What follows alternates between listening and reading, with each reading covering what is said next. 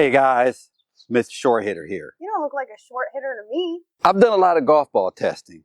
Really over the last 4 or 5 years. I've been playing the Srixon Z-Stars. Right now I play the Divide because I don't have to worry about anyone picking up my golf ball. This is a nice ball. However, I was lucky enough that a subscriber sent me some balls that he wanted me to test. And the question that it raises is, does the golf ball really matter? So, to cut right to the chase, one of my subscribers, Tony, sent me some incredibly inexpensive golf balls. So, I decided, why not give them a try? You know, we test the inexpensive, the expensive, and everything in between. Actually, he talked about picking these up somewhere in Michigan. Tony's in Holland, Michigan. I forgot the name of the golf course, but they have a huge golf shop and they had a special on these golf balls. And I know they're very, very inexpensive golf balls. So, all right. Looks like we have some Spalding Pure Spin golf balls. Now, so you guys that have been around for a while know that I reviewed the Spalding SD Tour and the SD Tour X, and I was very surprised with the performance of these balls. Spalding is kind of a old school brand, and the look of the golf ball, nothing fancy. The letters are kind of bold, and I would say it actually has an old school look to it that may need some updating, but again, we're not going to complain. This is a super inexpensive golf ball, and let's see what kind of performance we get. 50 compression. So how is it going to feel for you guys that are looking at the actual performance? Skip ahead to the data portion, but I'm going to play a few holes with this Spalding Pure Spin golf ball before we get to that. All right, guys, so I think the pin is on the left side of this green over here. So I'm going to have to move to find the flag. It is 365 with the elevation. Creek that's out of range, of course.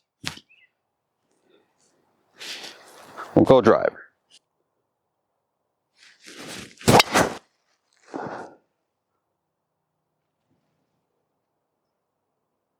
The firm ground back there, this ball almost got to the creek, to the flag, 139. So 226. Not a bad drive. We got an okay lie here, just a little left of the fairway. 139. A pin we don't want to go beyond, so I will hit an 8-iron with the firm ground. It's hard to say whether this ball is going to end up past the flag. All depends on the bounce, and we'd imagine this ball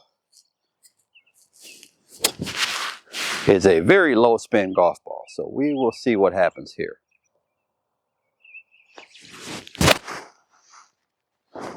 Nice and high, but little left. Couldn't see that one. I'm not sure where it landed, but I will say we do not want to be back here. Not much you can do to stop it.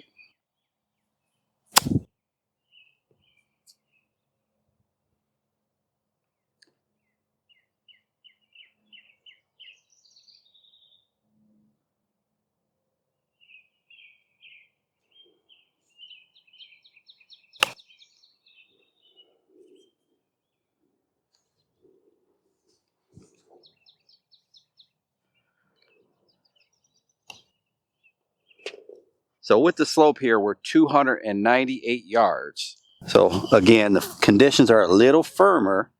So if I hit a good drive here, probably could get one out there close to 240. So if we did that, that'll leave us 58 yards to that flag.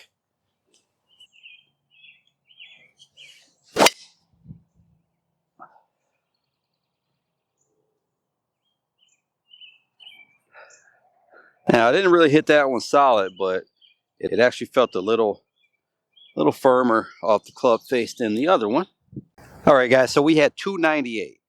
Now, with the firm ground, with that quality strike, I probably would expect the golf ball, even with the firm conditions, to go maybe between 210 and 220 maximum. So let's see what we have here. 82 yards. So 216, right in there with what we expected. Into a little wind. 50-degree wedge here. Good shot with this. Into this wind, the ball should end up a few yards past the flag. It's a good one. It's going a little left though.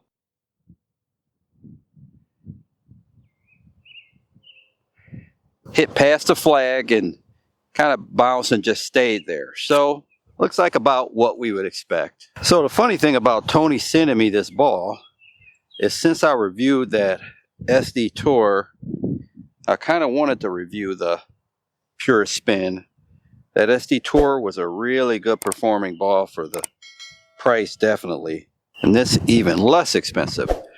We have a big left to right breaker here. This is not a putt you're gonna try to ram in. It's just a good putt to try to two putt.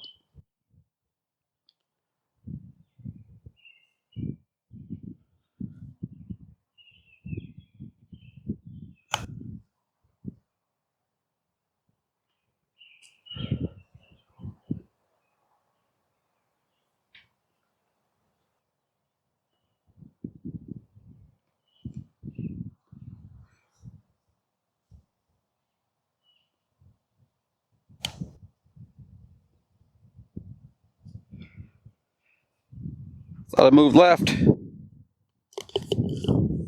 All right, well,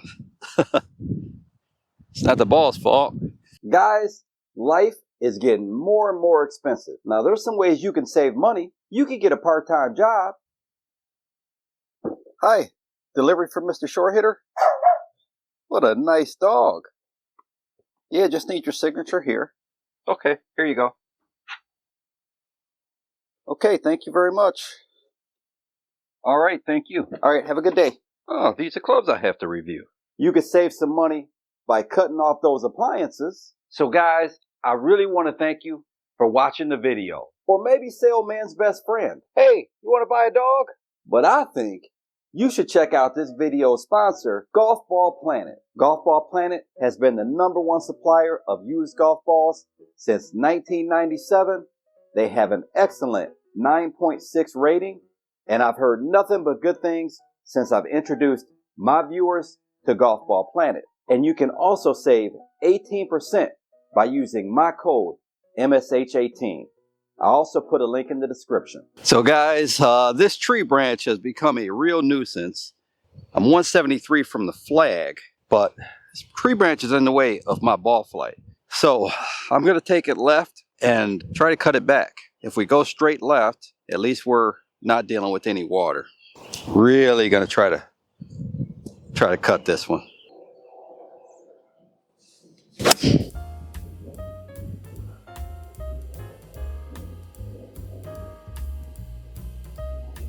All right, don't know where it ended up, but it was cutting. So guys, I could not see where this ball landed.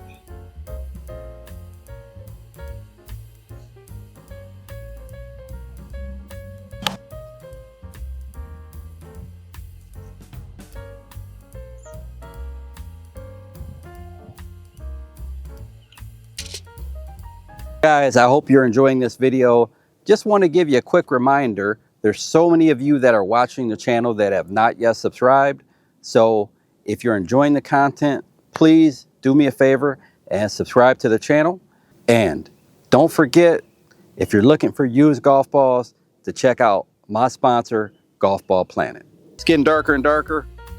Get one hole in and we'll look at the numbers of this golf ball.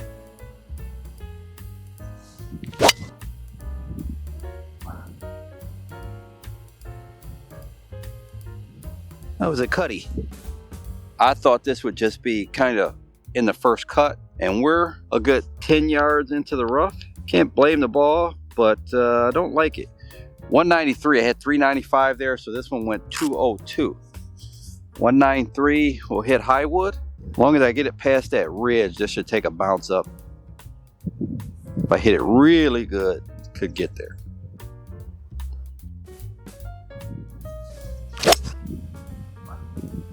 Yeah, we told that one, so it takes a big bounce. It's going to be short, going just a little at the right side of the green.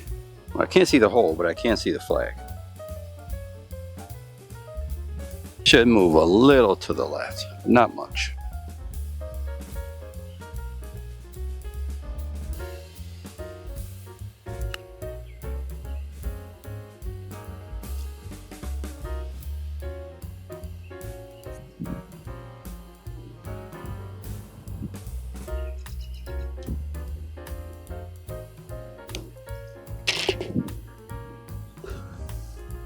So let's look at the data of the Spalding Pure Spin. Compared to the Pro V1, the launch is about 6 degrees higher, 2,300 RPM less spin. One thing I will say there is that it seemed like it wasn't very consistent, to where I had a couple balls that the spin would be really low, and I had some other balls where the spin would be as much as the Pro V1. I actually took a couple of those balls aside and just hit them and hit them and hit them, just to kind of confirm what I was seeing. And what I was seeing was correct. Those balls were a little on the low side, and again, the other ones were on the high side. So quality control is probably not the same as you're going to expect with the Titleist Pro V1. The descent, 4 degrees steeper, and the peak height 1 yard higher. With the 7-iron, the ball speed a little over a mile per hour slower, the launch about 3 degrees higher, about 1,100 RPM less spin, the descent 1 degree steeper, peak height 2 yards higher, carry the same, and with less spin, the total was a yard further with the 7-iron. With the driver, the ball speed was about 1.5 miles slower than the Pro V1, launched about 1 degree higher, the spin 100 RPM difference, the descent 2 degrees steeper, peak height 2 yards higher, carry 4 yards shorter, and total 5 yards shorter than the Titleist Pro V1. If you're a beginner just looking for a golf ball to hit around, get you around the golf course, and you want to save some money, not a bad ball to go for this Spalding Pure Spin, especially if you can get a deal on it like Tom got. You're not going to get the same spin. You're not going to get the consistency of flight. And I will say it's really hard to tell, but I felt like with the driver, it was kind of all over the place too. So how much of that is due to the ball versus how much is it due to how I was swinging? It's really tough to say. So if you enjoyed the video, like, comment, subscribe. Until next time, Mr. Short Hitter, out. 5 holes to go, just play 13.